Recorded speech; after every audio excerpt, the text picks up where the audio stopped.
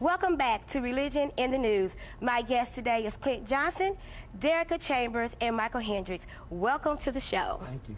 Okay, so Mr. Johnson, tell me a little bit about Youth Build Indy program. Okay, Youth Build Indy program is a job readiness program that's under the Department of Labor funded, and we're overseen by the employee Indy, and we contracted with Lutheran Child and Family Services. What the program is about is bringing young people who have dropped out of school with no high school diploma or GED, with limited workforce skills, limited parenting skills, and need a change in their life. And that's what the program really gives them. Yes, we know this is December and a lot of people are getting gifts, and so you want to get back to gift education, you said, to students who have dropped out. How did you become a part of Youth Build Indy? Well, I was actually kind of recruited to do the job. I was out doing a presentation to reentry individuals, and Evelyn Ridley Turner saw that and brought me into the office and talked with me about this job opportunity to oversee this program and, you know, just be a part of these young people's life of change process. Okay, so when you speak of change process and to be a part of these young people's lives, are you very close to some of their situations, you know, because you are heartfelt, I can hear it. So tell me a little bit about that. Well, my process is because I've been through it, I've lived their life, been in their shoes, been without a father, lost my mother when I was 4 years old. And so when they tell me about their situation, my response is, so what? Tell me what you're going to do about it. We don't have time to be concerned about what the problem is. We got to spend more time on the solution. And, you know, when these young people come to me, it begins immediately as soon as they walk through the door. There are no hats on in our building. You will be have your pants pulled up, you will have a belt on, or you won't come into the program, because commitment starts right from the beginning, because that's a difficult process for people. Okay, so that is why they're here. Derica and Michael both have on these uniforms. That's correct, and they're actually known as Ms. Chambers and Mr. Hendricks. That's the first thing that we employ is that level of respect.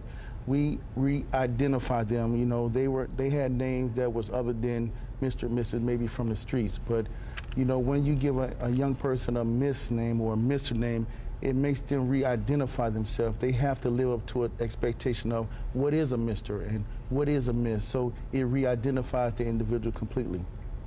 Okay, so how do you feel about the name change? I think it's great. I'm a different person, and I have a different outlook with myself being Miss Chambers. Miss Chambers? Yes. And how do you feel about the name change? I feel like it's a new life beginning for me. So do your friends call you by your last name, or do they still call you Michael? Well, they call me by my last name now. They do? Yes, ma'am. So did you ask them to start calling you that, or are they you went to school with you? I mean, friends outside of school call you by your last name? Well, I don't surround myself with people that I used to surround myself with, which was out of school.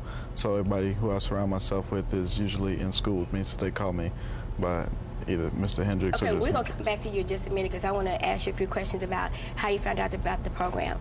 Back to you, Mr. Johnson. So earlier this year, and I do believe we have a picture, that you were featured in Scoop magazine. Correct. And so what did Mayor Ballard have to say about the program?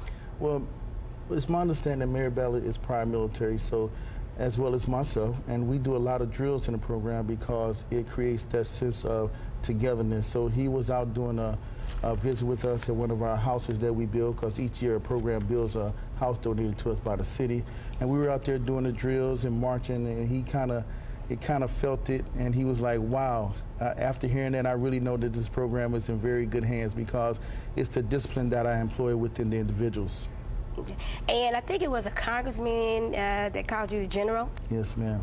Well, because the way I command through my directives, he said, wow, I felt like I was in the military, so he just started calling me General Johnson. General Johnson. Yes, now, speaking of command, there is a pledge that that the students do. That's correct. Now, is it before school, during school?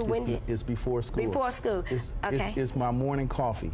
It's our motivation to remind them of the promise that they made to themselves, to their communities, and others that have been involved and impacted because of them thinking they were smart enough to drop out of school. So, you know, it's a constant reminder of what's going on in their life. So they're very much motivated. That's how we do it. Okay, so can the viewers hear this pledge? Sure. Mr. and Mrs., okay? Okay. You want to You stand up? They can Okay. stand up. Okay. All right. Good morning, Youth Bill. Good morning, sir. We're ready. Good morning, Youth Bill. Good morning, sir. We're ready. Who are we? Youth Build Indy, sir. Who are we? Youth Build Indy, sir. And what we come to do? To build a youth, sir. What we come to do? To be a youth, sir. Scope. What do you see? Success, sir. What do you see? Success, sir. What do you see? Success, sir. And what is success? Success is within me. If I believe it, I can achieve it. Youth Build Indy pledge. Speak. We, the members of the Youth Build Indy program, pledge that we are working together to improve and rebuild our community, to relate to each other in cooperative ways, to develop our potential as leaders, to educate and improve ourselves and help others along the way, to respect our peers, neighbors, in our life, and to be part of a great movement for justice, equality, and peace. All this we do with love and dignity, sir. Thank you. Wow. Oh, wow. I'm just glad for that. So you can imagine how that sounds with about 34, 35 other students. It is very powerful. Oh, So, yes, it is. Yes, it is. How long did it take you guys to learn that? Probably, it took me personally about 2 weeks to So- know it and constantly say it and repeat it. And So when you're reciting it and you're repeating it, are you actually, feeling what you're saying? I mean, is it just redundant now, or do you believe what you're saying? I'm believing what I'm saying. It's like that's my pledge every morning. This is like a fraternity to me. So this is what we do every morning, and these are my brothers and sisters in the program. So How did you find out about the program? it was an ad in the gas station that I saw, and I called and read up on it. And so you recently dropped out of high school? Yes, ma'am. And why did you drop out of high school? I had a child when I was 16 years old, and I wasn't focused. I thought a job was more important than my education, so I dropped out. And how long have you been in the program? I've been in a program for 6 to 9 months. That's the longest that it's run, so from March to December. So you're going to be graduating. Yes, ma'am. So what are your plans after graduation? I will be going to Ivy Tech for culinary arts and get my executive chef, and that's what I'm going for. And how old are you? I'm 21 years old. All right. Congratulations. Thank you. Ms. James, is it possible that she could really share a small story what her son had said on the bus one time? Oh, sure. Absolutely. Tell us what your son said to you on We the were bus. actually on the bus headed to pay our gas bill, and we rode past Ivy Tech Community College, and he screams, "Mommy, that's your school, that's Ivy Tech." And he turned around talking to the guy on the bus and said, "My mommy happy. She got her GED, and she go to IB Tech now. She goes to IB Tech." Oh, how old is he? He's 4. Oh, wow. Yes, So he's it has to 4. make you feel really good that you're Yes. impacting your son already at Yes, an early ma'am. age. And you're going to make sure he graduates high Yes, school? ma'am, most definitely. Okay, great. Hey, tell us your story.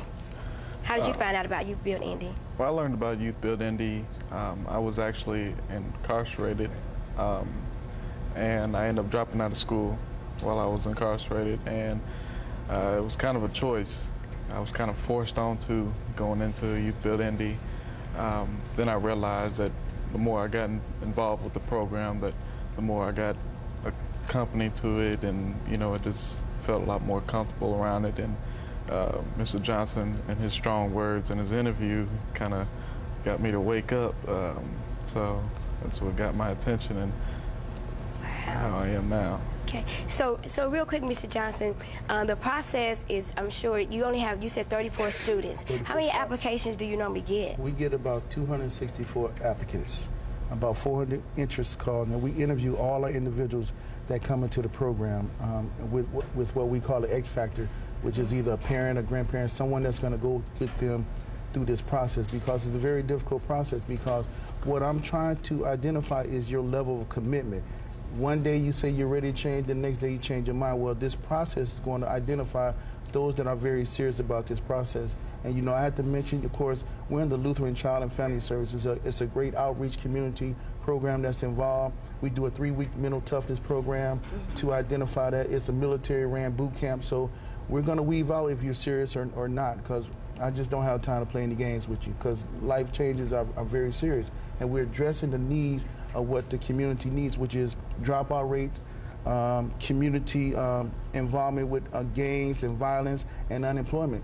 we're re-engaging young people back in school. We're getting them gainfully employed, which is lowered the crime rate. Okay, so if people want to know more about this gift of education in the month of December, how might they get in contact with you? They can dial 317-721-7229 and be very serious about your phone call, because that engagement starts right then. All right, well, Yes, ma'am. I mean, if I was dropped out, I sure would be calling. I'd so like to have Thank you so much for joining me today. Thank you so much. Thank you so much. We'll be right back.